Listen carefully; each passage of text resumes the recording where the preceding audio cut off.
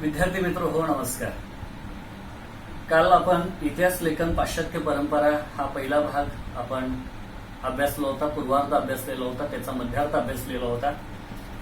आज आपल्याला या ठिकाणी इतिहास लेखन पाश्चात्य परंपरा या पहिल्या प्रकरणाचा शेवट आपल्याला उत्तरार्ध या ठिकाणी अभ्यासायचा आहे. पहिल्या भागाचा तुम्ही निश्चितपणे अभ्यास केलेला असाल, चांगल्या पद्धतीने तो तुम्ही व्हिडिओ पाहिला असाल. तर आज या ठिकाणी आपल्याला इतिहास लेखन पाश्चात्य परंपरा या प्रकरणाचा शेवट म्हणजे उत्तरार्ध या ठिकाणी आपल्याला बघायचं आहे.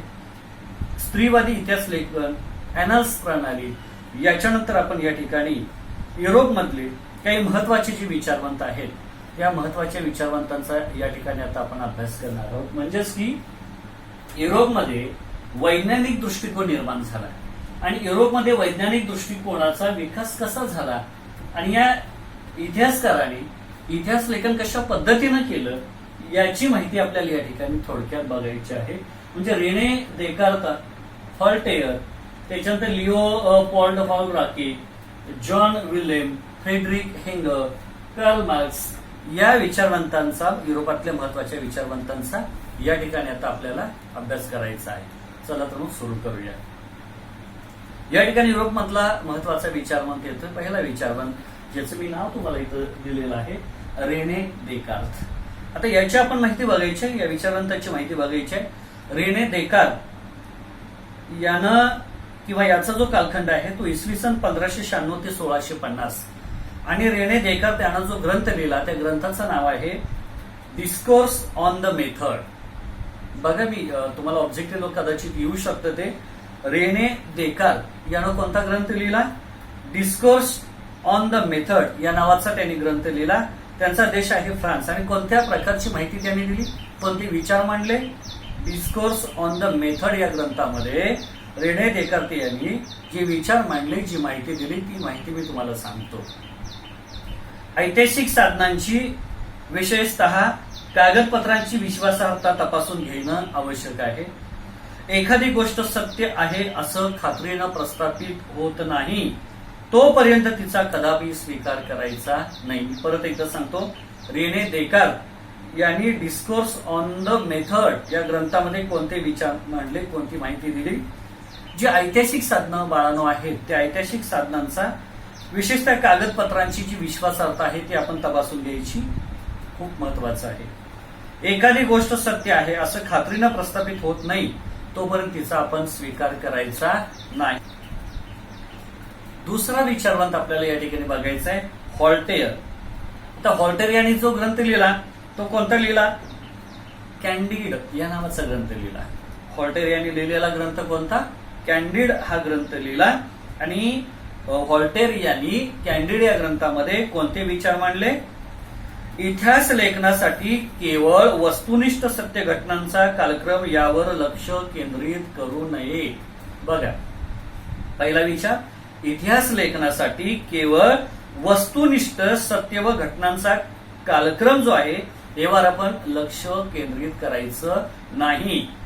दुसरं आहे, तत्कालीन जी काही समाज परंपरा होती ती समाज परंपरा म्हणजे तत्कालीन समाज परंपरा, त्यांचा व्यापार, आर्थिक व्यवस्था, शेती या बाबींचा विचार केला पाहिजे. म्हणजे त्यांची जीवन पद्धत कशी होती, त्यांचे आर्थिक व्यवहार कसे होते, आर्थिक जीवन कसं होतं याची माहिती आपल्याला मिळू शकते.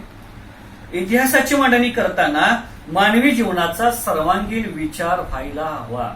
म्हणजे मानवी व्यक्तिमत्व, मानवी जीवनाचा आपण सर्वांगीण विचार करायला शिकलं पाहिजे, त्याची मांडणी करता आपल्याला आली पाहिजे. आणि म्हणूनच व्हॉल्टेयरला आधुनिक इतिहास लेखनाचा जनक असं म्हटलं जातं. बोर्ड एक्झामसाठी हा अनेक वेळा प्रश्न विचारला गेलेला आहे. आधुनिक इतिहास लेखनाचा जनक कोणाला म्हणतात? बोर्ड एक दोन वेळा तर हा प्रश्न येऊन गेलेला आहे. तर तुम्ही लक्षात घ्या, आधुनिक इतिहास लेखनाचा जनक व्हॉल्टेयरना म्हटलं जातं. मग का म्हटलं जातं? 2 ते 3 वाक्यामध्ये जर हा प्रश्न आला तर तुम्ही त्याचं उत्तर कसं देऊ शकाल? या ठिकाणी व्हॉल्टेयरला आधुनिक इतिहास लेखनाचा जनक का म्हणतात बरं? इतिहास लेखनासाठी केवळ वस्तुनिष्ठ सत्य घटनांचा कालक्रम यावर लक्ष केंद्रित करू नये असं त्यांनी सांगितलं. तत्कालीन समाज परंपरा, व्यापार, आर्थिक व्यवस्था, शेती या गोष्टींचा, या बाबींचा आपण विचार केला पाहिजे. इतिहासाची मांडणी करताना मानवी जीवनाचा आपण सर्वांगीण विचार केला पाहिजे. म्हणून व्हॉल्टेअरला आधुनिक इतिहास लेखनाचा जनक असं म्हटलं जातं. त्याच्यानंतर आपल्याला या ठिकाणी जो विचार करायचा आहे तो जॉन विल्यम आणि त्याच्यानंतर आपल्याला सांगता येईल फ्रेडरिक हेगेल. हे दोन विचारवंत, जॉन विल्यम आणि फ्रेडरिक हेगेल, हे जर्मनीचे हे विचारवंत आहेत. त्यांनी कोणते विचार मांडलेले आहेत? ऐतिहासिक वास्तव तर्कशुद्ध पद्धतीनं मांडले गेले पाहिजे. म्हणजे ऐतिहासिक जे वास्तव आहे, जे काही सत्यता इतिहासाचे आहे, ते ऐतिहासिक वास्तव किंवा तर्कशुद्ध ते पद्धतीनं आपण मांडलं पाहिजे. दुसरं, इतिहासातील घटनाक्रम प्रगतीचे टप्पे दर्शवणारा असतो. म्हणजे इतिहासामध्ये ज्या काही घटना घडून गेलेल्या असतात, इतिहासामध्ये ज्या काही घटना घडलेल्या असतात, त्या घटनांचे जे टप्पे आहेत, प्रगतीचे जे टप्पे आहेत, ते टप्पे आपण विशिष्ट अशा पद्धतीनं आपण दर्शवले पाहिजेत. इतिहासकाराला वेळोवेळी उपलब्ध होणाऱ्या पुराव्यावर इतिहासाच्या मांडणीमध्ये बदल होणं स्वाभाविक आहे. म्हणजे काय, याचं स्पष्टीकरण मी तुम्हाला देतो. इतिहासकार काय करतो, वेळोवेळी त्याला जे काही उपलब्ध पुरावे होत असतात, अनेक प्रकारचे त्याला पुरावे उपलब्ध होतात, त्या उपलब्ध होणाऱ्या पुराव्यानुसार इतिहासाच्या मांडणीमध्ये बदल होणं अपेक्षित आहे. बदल आपण करायला शिकलं पाहिजे. अशा प्रकारचे विचार जॉन विल्यम आणि फ्रेडरिक हेगेल यांनी मांडलेले आहेत. पुन्हा ते काय म्हणतात बघा, कोणत्याही घटनेचे आकलन होण्यासाठी तिची जी वर्गवारी आहे, ती वर्गवारी दोन विरोधी प्रकारामध्ये करून चर्चेअंती आपण समन्वयात्मक मांडणी केली पाहिजे. हा द्वंद्ववादी सिद्धांत त्यांनी मांडलेला आपल्याला दिसून येतो. त्याच्यानंतर आपल्याला सांगता येईल पुढचं आहे लिओपोल्ड व्हॉन रॉके.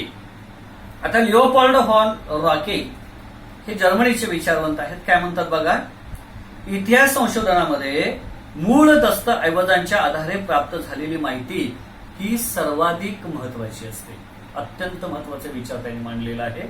इतिहास संशोधनामध्ये मूळ दस्तऐवज जे आहे त्या दस्तऐवजांच्या आधारे आपल्याला प्राप्त झालेली जी माहिती आहे ती माहिती सर्वाधिक महत्वाची असते. म्हणजे मूळ माहितीचा स्रोत आपल्याला सांगता येईल. मूळ दस्तऐवज जे आहेत, मूळ दस्तऐवज म्हणजे कागदपत्र जी मूळ आहेत ती महत्वाची असतात असं त्यांनी विचार मांडले. ऐतिहासिक घटनाशी संबंधित सर्व कागदपत्रे, दस्तऐवज यांचा आपण कसून शोध घेणं आवश्यक आहे. म्हणजे एखाद्या घटनेचा आपण विचार करत असताना, एखादी घटना आपण सांगत असताना, लिहित असताना, कथन करत असताना, लेखन करत असताना ऐतिहासिक घटनाशी संबंधित जी सगळी कागदपत्र आहेत ती सगळी कागदपत्र, दस्तऐवज यांचा आपण शोध घेणं महत्वाचं आहे. या शोधामुळेच ऐतिहासिक सत्यापर्यंत पोहोचता येणं शक्य आहे. म्हणजे जर आपण मूळ कागदपत्रांचा शोध घेतला, मूळ कागदपत्रांचा शोध घेऊन त्याच्यानुसार, मूळ कागदपत्रानुसार जर आपण लेखन केलं आणि तो इतिहास जर मांडला तर आपल्याला अधिक त्या घटनेच्या सत्यापर्यंत आपल्याला पोहोचता येणं शक्य होतं. इतिहास लेखनातील काल्पनिकतेवर त्यांनी टीका केली. इतिहासामध्ये काल्पनिकतेला वाव नाही. काल्पनिकता ही गोष्ट बाजूला ठेवा आणि म्हणून इतिहास लेखनाच्या काल्पनिकतेवर त्यांनी टीका केली. त्याचबरोबर 19व्या शतकातील इतिहास लेखनाच्या पद्धतीवरती त्यांचा प्रभाव होता. म्हणजे 19व्या शतकामध्ये खऱ्या अर्थानं जी इतिहास लेखन पद्धत मी तुम्हाला पूर्वार्धामध्ये सांगितलं, 19व्या शतकामध्ये इतिहास लेखन जी पद्धत सुरू झाली ऐतिहासिक पुराव्यांच्या दस्तऐवजांच्या आधारे, तर त्या इतिहास लेखनाच्या पद्धतीवर त्यांचा फार मोठा प्रभाव होता. त्याच्यानंतर आपल्याला सांगता येईल कार्ल मार्क्स. खूप महत्वाचे विचारवंत आहेत. आता कार्ल मार्क्स यांनी काय केलं, दास कॅपिटल या नावाचा ग्रंथ लिहिला. त्याच्या अगोदर थोडंसं मला सांगायचं राहिलं की लिओपोल्ड व्हॉन रॉके यांनी the secret of world history, the secret of world history या नावाचा ग्रंथ लिहिला. आपण बघूया आता कार्ल मार्क्स हे जर्मनीचे विचारवंत आहेत आणि त्यांनी दास कॅपिटल नावाचा ग्रंथ लिहिला. हे तुम्हाला पाठ असणं महत्वाचं आहे. दास कॅपिटल हा ग्रंथ कोणी लिहिला तर कार्ल मार्क्स यांनी लिहिलेला आहे. आता दास कॅपिटल या ग्रंथामध्ये कोणते विचार, कोणती माहिती कार्ल मार्क्स यांनी मांडलेली आहे याचे विचार आपण या ठिकाणी आता करूया. इतिहास हा अमूर्त कल्पनांचा नसून तो जिवंत माणसांचा असतो. अत्यंत महत्वाचा विचार आहे. कार्ल मार्क्स म्हणतात अमूर्त कल्पना, अमूर्त कल्पनांचा इतिहास नाही, तर तो जिवंत माणसांचा असतो. इतिहास जिवंत माणसांनी रचलेला असतो. महत्वाचं वाक्य तुम्ही लक्षात ठेवा. इतिहास हा अमूर्त कल्पनांचा नसून तो जिवंत माणसांचा असतो. आपल्या मूलभूत गरजा भागवण्यासाठी उपलब्ध असलेल्या उत्पन्न किंवा उत्पादन साधनांच्या स्वरूपावर, मालकीवर व्यक्तीचे आपापसातील संबंध अवलंबून असतात. म्हणजे आपल्या मूलभूत गरजा कोणत्या आहे? अन्न, वस्त्र, निवारा. या आपल्या मूलभूत गरजा भागवण्यासाठी जी काही उपलब्ध असणारी उत्पादन साधने आहेत, त्या उत्पादन साधनांच्यावर, स्वरूपावर, मालकीवर व्यक्तीचे आपापसातील संबंध अवलंबून असतात. त्याच्यानंतर ते म्हणतात उत्पादन साधनांचं वाटप सर्व समाज घटकापर्यंत सम प्रमाणात न झाल्याने समाजामध्ये वर्ग संघर्ष उभा राहतो.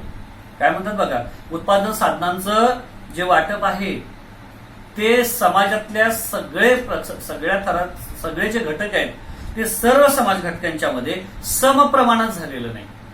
आणि उत्पादनाची मालकी समप्रमाणात, वाटणी समप्रमाणात झाली नसल्यामुळं समाजामध्ये वर्ग संघर्ष उभा राहतो.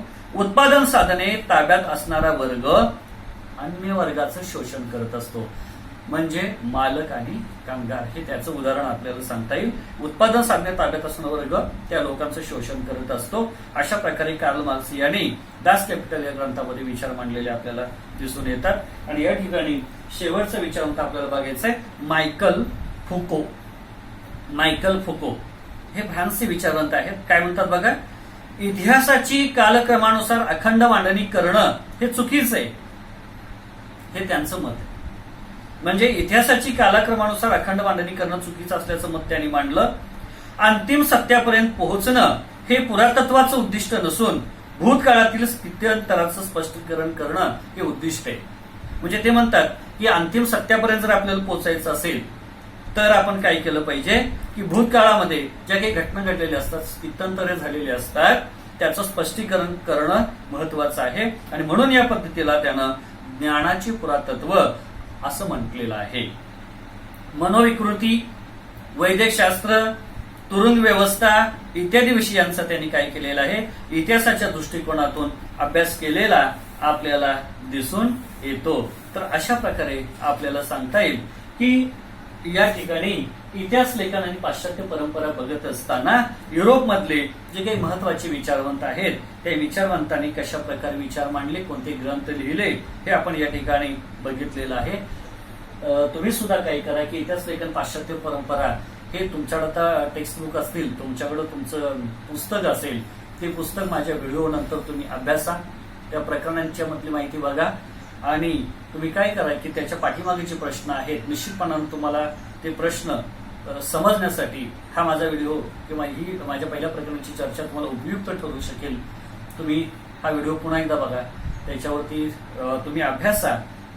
तुमच्या पाठ्यपुस्तकाच्या पाठीमागे दिलेली जी प्रश्न आहेत त्या प्रकरणाच्या शेवटी ते तुम्ही अभ्यासा. आणि त्याच्यामध्ये काय तुम्ही शंका असल्यास माझा व्हॉट्सअप नंबर आहे 9011549749 या व्हॉट्सअपवरती तुम्ही तुमची जी काही शंका असेल, जी काही समस्या असेल या प्रकरणाच्या बाबतीमध्ये, तर तुम्ही मला या माझ्या व्हॉट्सअप क्रमांकावर या ठिकाणी पाठवू शकता. धन्यवाद.